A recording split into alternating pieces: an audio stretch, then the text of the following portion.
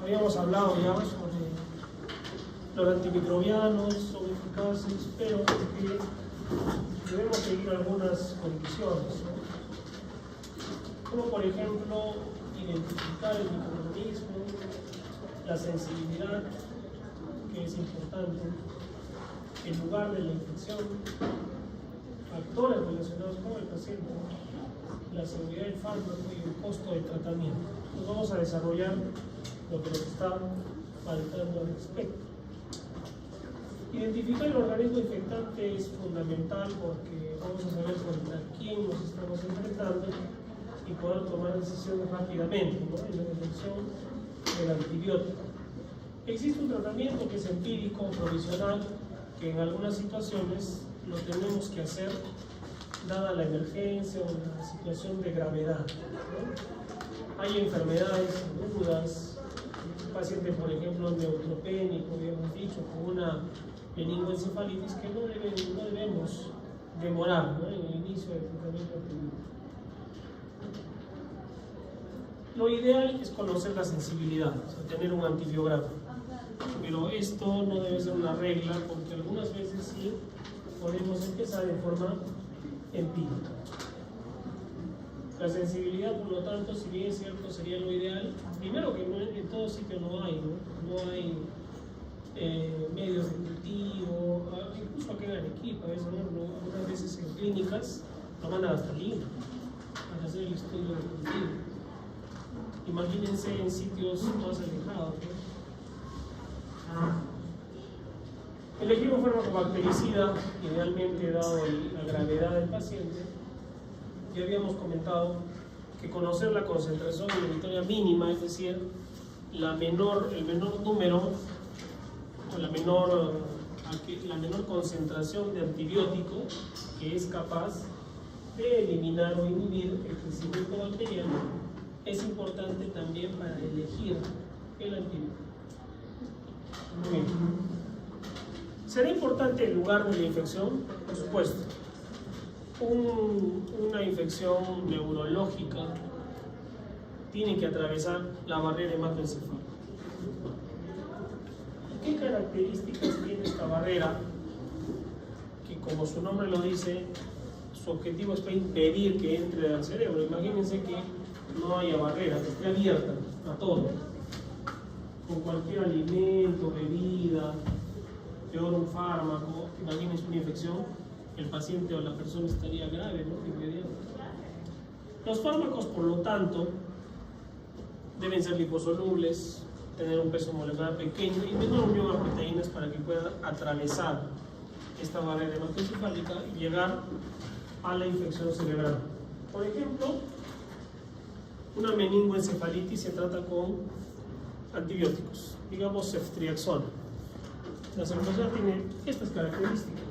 Tengo que dar la dosis más alta, de 2 gramos cada 12 horas, para que atraviese la barrera y pueda llegar al lugar de la infección. Son los llamados factores relacionados al paciente. O sea, ¿qué pasa con el paciente? ¿Qué estado, cómo está el paciente? ¿Qué infección tiene?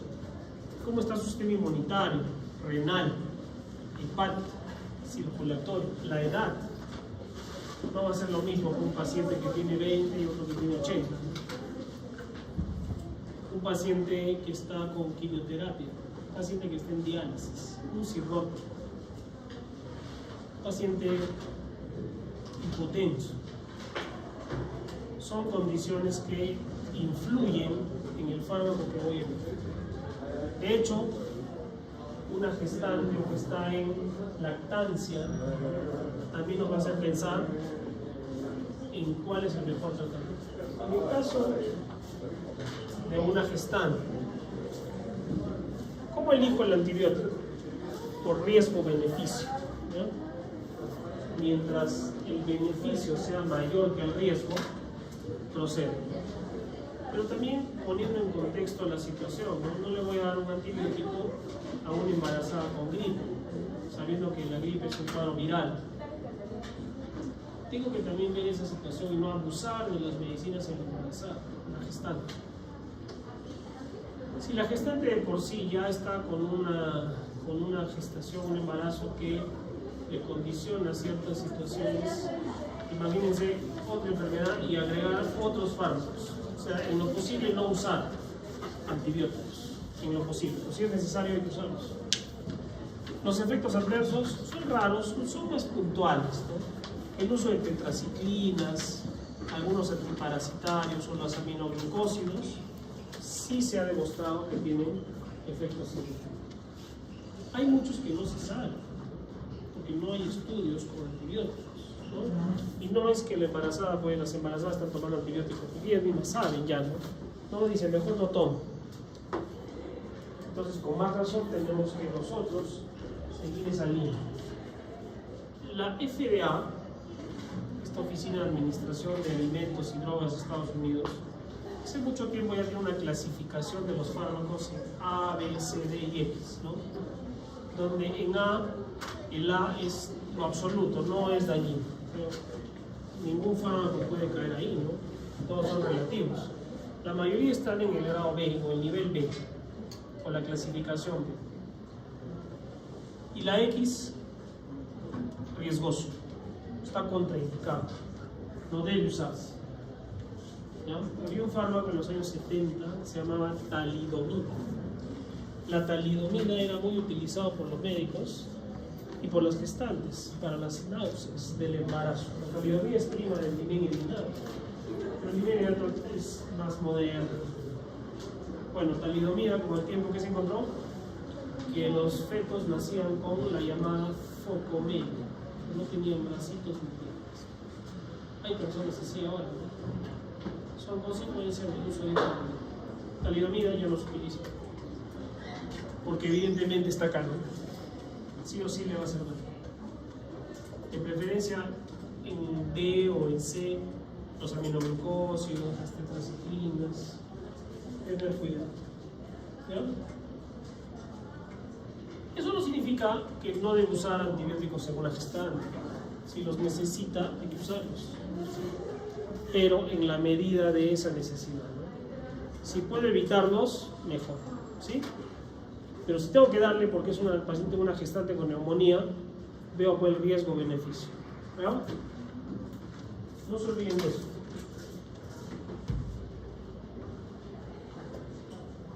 ¿Por qué será importante el costo? Porque va a tener que ver con el cumplimiento, ¿no? Si yo tengo una lista de antibióticos que son sensibles, que la bacteria es sensible, ¿cuál elegiré? Ahí hay que ponerle el contexto donde estoy, ¿no?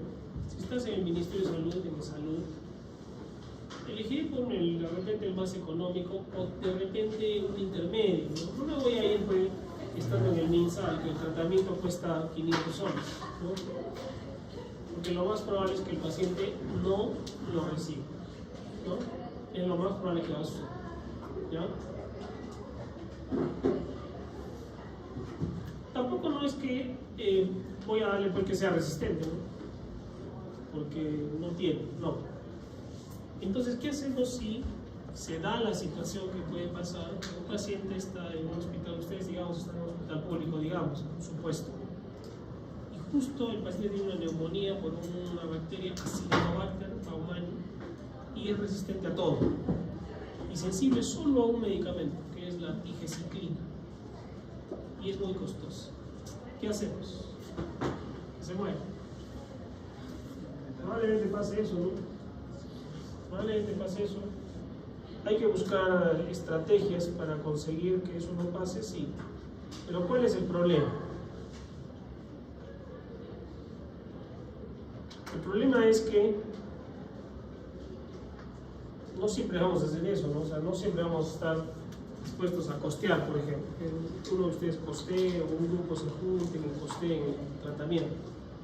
Pero sí se puede conversar con servicio social, con la dirección, con alguna entidad particular, ¿no? Que pueda ayudar, hasta, ¿por qué no? Y se ha hecho a veces hacer alguna actividad, ¿no?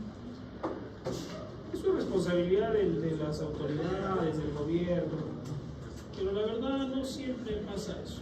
¿Cuál es el interés político en salud? No les interesa. porque la salud no es rentable políticamente. La misma población pide cosas diferentes a la salud hasta cuando se ven en esa situación.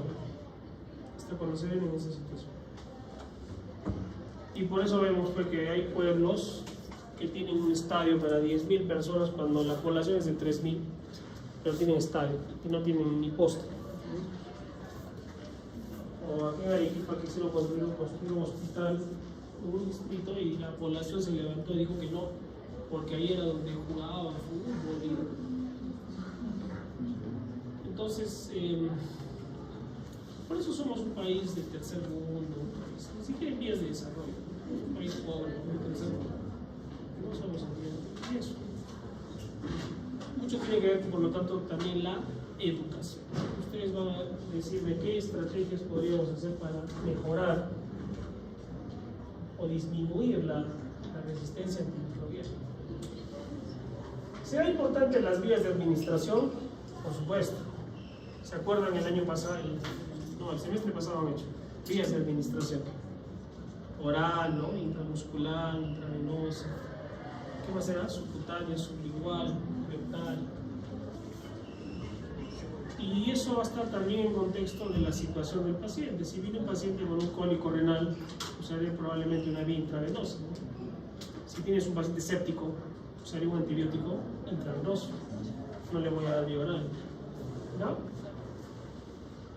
Las vías de administración, por lo tanto, son cruciales al momento de elegir un antibiótico. ¿Por qué vía lo voy a poner? Las enfermeras usan los correctos, ¿no? Los 3, 4 correctos. ¿Cuáles son? El antibiótico, el medicamento correcto. ¿Qué es el medicamento? El paciente correcto. Ha pasado, ¿no? Ponle el metamizol al 20B y el 20B ya no es el señor que estaba ahí, lo cambiaron de cabo. Y ese que lo pusieron nuevo era alérgico al metamizol. Entonces hay que tratar a los pacientes por su nombre, ¿no? Eso ya sabe el enfermería. Y el tercer correcto es la vía de administración correcta. ¿De acuerdo? Por ejemplo, la nutrición enteral, que se da por una sonda enteral, no es lo mismo que parenteral, ¿no? Una vez en un hospital, la enfermera en su apuro seguro vio y se confundió. Dijo enteral, esto es parenteral. Y el frasco de nutrición se lo enchufó a la vía y se lo empezó a pasar. Pasaron 10 minutos y alguien se lo cerró, ya no. El paciente hizo una embolia pulmonar masiva y se murió. Entonces, los antibióticos, los medicamentos, la administración, merece que toda nuestra atención. O sea, no puedo ir yo que les diga, ¿sabes qué? Ya tú, alumnito, tómale los gases al paciente y vas con la aguja riéndote y te vas a clavar tú solo. O te vas a equivocar de paciente. La clásica, ¿no? Le dijimos al interno, ponle la sonda nasogástrica al paciente. ¿Has puesto? Sí. Y le puso la sonda a otro paciente. Y ahora, ¿qué hace? Le dice, señor, me he equivocado y se la sacas. Entonces, tenemos que concentrarnos, estar atentos para evitar, no solo tener problemas nosotros, ¿no? Sino también empeorar al paciente que de por sí ya tiene una enfermedad y encima le hacemos daño, ¿no? Hay que tener cuidado. Todo lo que hemos hablado ayer y hasta ahora tiene que ver con esto, ¿ya? Esta es la pandemia del futuro, donde los discos de sensibilidad que usualmente podían ser así, ¿no? Sensibles, van a ser así, resistentes, no le hace nada al extendido de fluido con bacterias. Un microorganismo resistente, cuando la concentración máxima, le doy la dosis máxima del antibiótico, es tolerado por la bacteria y no le hace nada al crecimiento, mucho menos le hace daño. Y tal es la resistencia de estas bacterias que han creado mecanismos de resistencia hasta medios tecnológicos. Uno a veces piensa, esta bacteria es inteligente, ¿no? Pero en realidad lo que la mueve es el instinto de supervivencia. Quieren vivir, ¿no? Son seres vivos finalmente. ¿Qué estrategias ustedes me pueden decir para evitar que crezca esto que va a pasar? La verdad que ya va a pasar en los próximos años. Está pasando, que es la resistencia a los antimicrobianos. ¿Qué estrategia?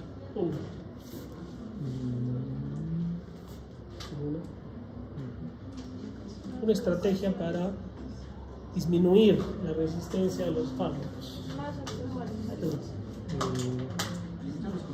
Más acceso a la salud, ¿no? Más acceso a la salud.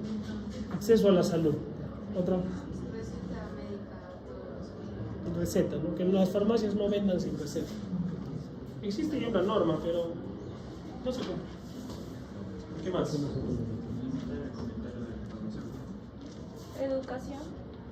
De repente podrías, hay la ley de multa a una farmacia si vende sin receta los antibióticos. Educación, ¿no? Pucha, pero una población que no tiene educación, lo más probable es que no te haga caso. Ese es el problema. Entonces, pero hay que hacerlo, ¿ya? ¿Qué más? Capacitación.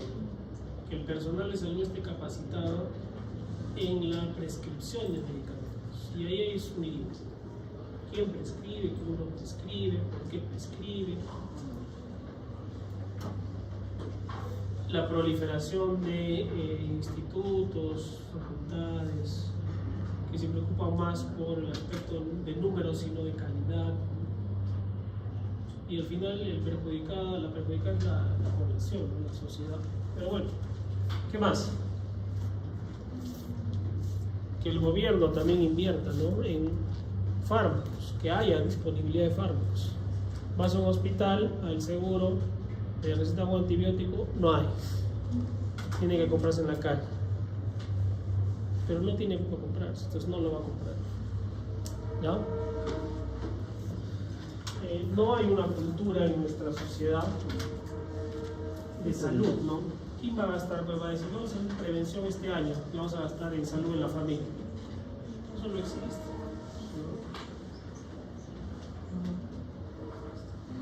¿no? Y eso tiene que ver con la relación final que hay, ¿no? Entre el personal de salud y la población, los pacientes.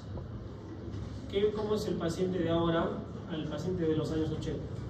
En los años 80, el paciente venía y decía, lo que diga el doctor yo hago. ¿Qué me dice el doctor? Que lo voy a hacer. Ahora no. Ahora el paciente ya viene y dice, doctor, saque este tema de la garganta, póngame inyecciones. Entonces ya empezamos mal, ¿no?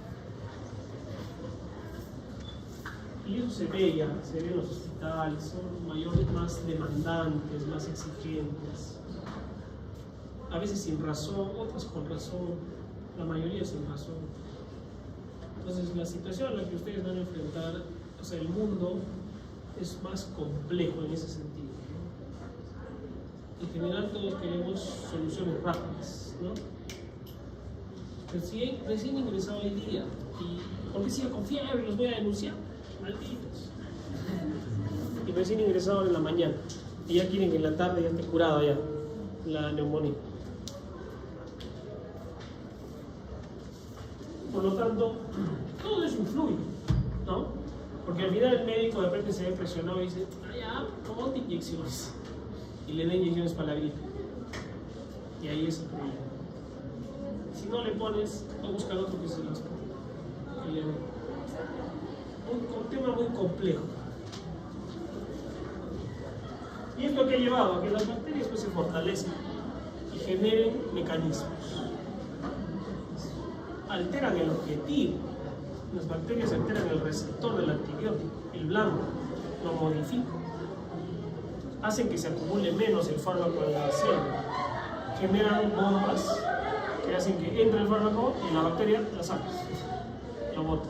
Entra y la bacteria lo bota. Generan enzimas que inactivan el antibiótico, o sea, como un escudo para que no funcione. Realmente es una guerra, ¿no? Pero ¿Qué vamos a hacer cuando llegue el día en que ningún antibiótico funcione? ¿Qué vamos a hacer? Va a pasar lo que pasaba en la época de los incas, ¿no? Que les daba una infección y fue cuando llegaron los españoles, ¿no? Trajeron una influenza y se morían pues 5.000 habitantes, ¿no? Porque no tenían contacto con ese tipo de infección. Imagínense una infección de acá a 30 años que no tenga tratamiento, que todas resisten. Va a pasar lo mismo. Hay situaciones en las que se necesita profilaxis, pero hay que entender la profilaxis en el contexto de situaciones particulares. Por ejemplo, un paciente con historia de cardiopatía reumática, ¿no? Que podría tener infecciones por estreptococo y tenga que recibir mucho tiempo antibióticos. Pacientes a quienes se les va a practicar estaciones dentales, o que lleven una prótesis de cadera, por ejemplo, y va a ser operado de otra cosa, como válvulas cardíacas. Prevención de tuberculosis o meningitis en los que están en contacto con pacientes infectados o son inmunodeprimidos. De ciertos procedimientos quirúrgicos como una cirugía intestinal, un reemplazo de una articulación, algunas infecciones ginecológicas o cirugías ginecológicas, porque como son cirugías todas ellas a cielo abierto, es probable que una bacteria que esté volando por ahí se puede usar profilaxis, ¿no? Tratamiento con sidobudina a la madre para proteger al feto en mujeres embarazadas con VIH, para que no se transmita. Entonces, los antimicrobianos, cuando digo antimicrobianos, no son solo antibacterianos, ¿no? Sino son contra virus, hongos, parásitos. Antimicrobianos pueden utilizarse en forma profiláctica. Sin embargo, la administración indiscriminada, o sea, decirle ya, ¿saben qué? Todo el que le dé gripe, que tomemos antibióticos para evitar que se complique, ¿no? Y ese es el mal concepto, ¿no? Que el paciente dice, no, tengo que tomar antibióticos porque a mí me da fuerte la gripe. Si tomo antibióticos ya no me va a dar fuerte. Ese concepto es difícil de cambiar, porque hasta los mismos médicos usamos antibióticos en cuadros virales. La automedicación. ¿Cuál es la clásica? Van pacientes diciendo, todavía una receta para comprar 20 amoxicilinas para tener por si acaso. Tienes en la casa. Tú ya no vas al médico. Alguien empieza a toser o le da la garganta, amoxicilina. Y no se sabe lo que se está provocando. Inconscientemente. ¿Ya? ¿Qué tenemos que hacer entonces? Como les decía, conocer lo que no sabe de repente el que vende una medicina nada más, ¿no? Los mecanismos de acción, ¿sí? Los efectos colaterales, los efectos adversos, las indicaciones de el uso en niños, en embarazadas, ¿no? El uso en pacientes inmunodeprimidos. ¿Qué situaciones del paciente influyen en la elección de un antibiótico? ¿Y qué situaciones no tienen nada que ver? Porque si no tenemos un buen conocimiento, ¿qué puede pasar? Complicaciones del tratamiento antibiótico. Complicaciones del tratamiento. ¿Y cuál es la más temible que pasó en la pandemia? Las sobreinfecciones. ¿Qué pasó? El COVID era un virus. Pero ¿qué pasaba? Le daba COVID a una persona, no necesitaba antibióticos, no necesitaba nada, porque era un COVID leve, no necesitaba oxígeno, pero empezaban a tomar antibióticos. Y al tercer día seguían con fiebre. Se desesperaban y se empezaban a poner inyecciones. Meropenem. ¿Qué generó eso? Que se barría toda la microbiota que hay en los pulmones que nos protegen. Son bacterias. Como hay la microbiota intestinal, hay una microbiota pulmonar. La pueden revisar. Y el virus hacía feria, bueno, no había quien se defienda, quien nos defienda, se diseminaba la infección, muertos. No murió por el COVID, murió por el abuso de antibióticos que generó sobreinfecciones. ¿Los antibióticos pueden ser tóxicos? Claro, si un paciente no los necesita y usa antibióticos, podemos generar toxicidad. Por ejemplo, los aminoglucósidos. ototoxicidad y nefrotoxicidad. Las quinolonas pueden producir daño a nivel de los tendones, de los cartílagos, etcétera, etcétera. Alergias. Pueden darse alergias, claro. Y de repente la paciente no necesitaba tomar ese antibiótico. Entonces, el hecho de que el mecanismo de acción de un antibiótico sea selectivamente tóxico, o sea, para matar a la bacteria, ¿no?, contra un microorganismo, no significa pues, que el ser humano que recibe ese antibiótico sea inmune, ¿no? O sea, algo podría suceder, ¿no?, tener efectos adversos. Las respuestas pueden ser alérgicas, tóxicas o generar sobreinfecciones. Y son microorganismos oportunistas como hongos o bacterias resistentes que ya son más difíciles de tratar. ¿Ya? Entonces, todo lo que hemos hablado tiene que ver con normas que deben regir nuestro comportamiento como prescriptores, porque tenemos un arma, ¿no?, al momento de hacer una receta. Todo lo demás que me han dicho de la educación, que las farmacias no vendan, a veces nosotros no tenemos esa llegada, ¿no?, porque ya esas son políticas. Pero sí podríamos educar a nuestro entorno, ¿no?, en la familia, promover la no automedicación, no comprar pues antibióticos así nomás, menos recetarle. Le digo, ¿quién te recetó ese antibiótico? Ah, mi mamá. Bueno, y todavía más las dosis, ¿no? Porque bueno, si fuera buena la dosis, bueno, no podría ser. ¿Ya?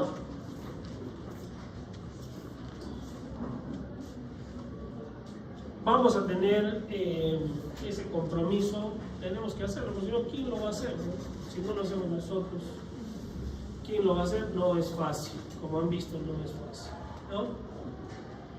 Ustedes tienen que, por lo tanto, prepararse. Por eso se llama carrera, ¿no?, de medicina, porque es una carrera realmente, no todos de repente llegan al final o a la meta. Y la forma de prepararse es, pues, primero cumpliendo con sus actividades, organizándose, asistiendo a clases, escuchando sus clases, estudiando sus temas. Si van al hospital, también pónganle esa seriedad de poder aprender con los pacientes que vean. Y finalmente, la posibilidad no lejana, no imposible de hacer externado.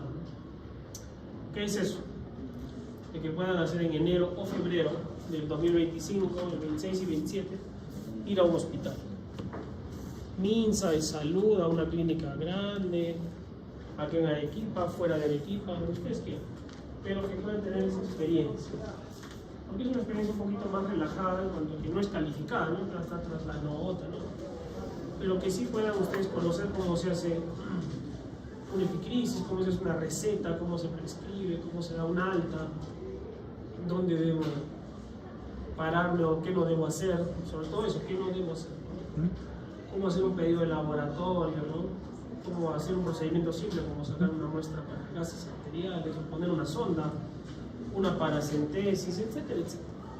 Entonces, netamente práctico. ¿Por qué? Porque vas a estar ahí de la mano de un interno de repente o de un residente.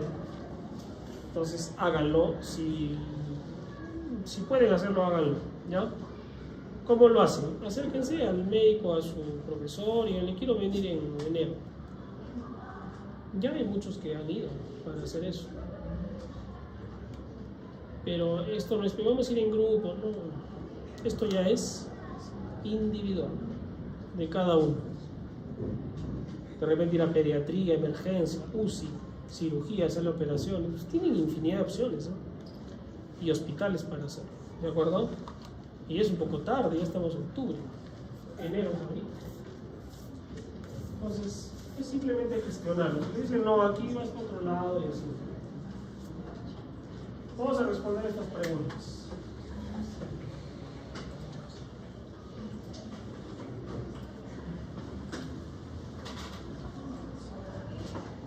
Primero, ¿cuál de estos pacientes es menos probable que requiera un tratamiento antimicrobiano ajustado a su proceso individual? ¿Cuál de estos pacientes es menos probable que tenga un tratamiento ajustado a su problema? ¿Cuál es la respuesta?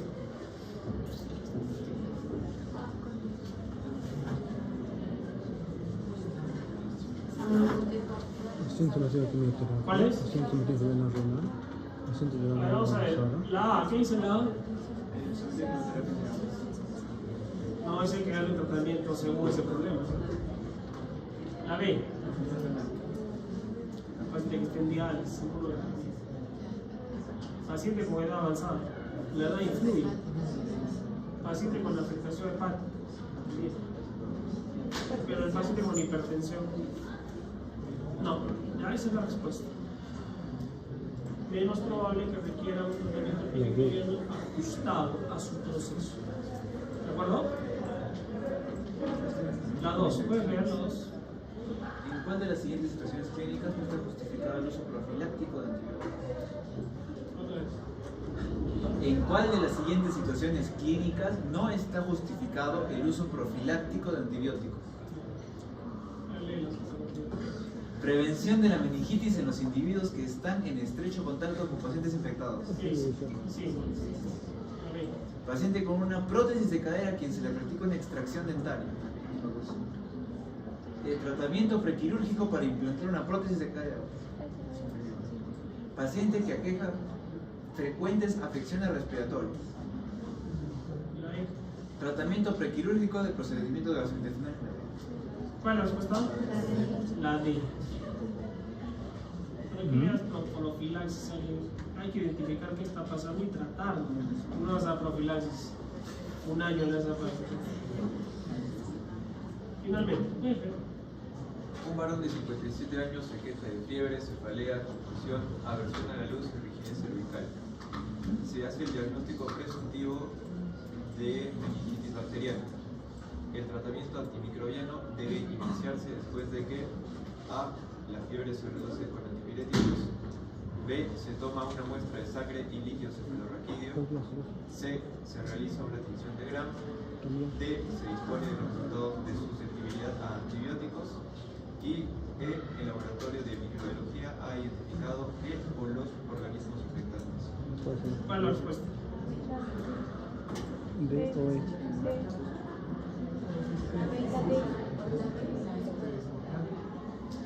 Claro, este es en La un D, ¿no? contexto ideal, ¿no? O sea, estás en un hospital, tienes todos los recursos. Ese es el contexto. Porque alguien me puede decir, no, pues estoy en una costa, en una provincia, no tengo ni agujas para hacer punción ni un paro. Entonces, ¿cuál sería la respuesta en ese contexto ideal? Que le tomes muestras, un hemograma, un hemocultivo, ¿no? Tomes el líquido cefalorraquídeo y de inmediato empiezas a antibióticos. ¿Ya? Pero si les ponían, porque es una situación grave, por acá, no, debo empezar el tratamiento empírico porque es grave la situación, yo marcaría eso. ¿No? Tratamiento empírico. Porque no te estoy aclarando que estoy en un contexto de perfección.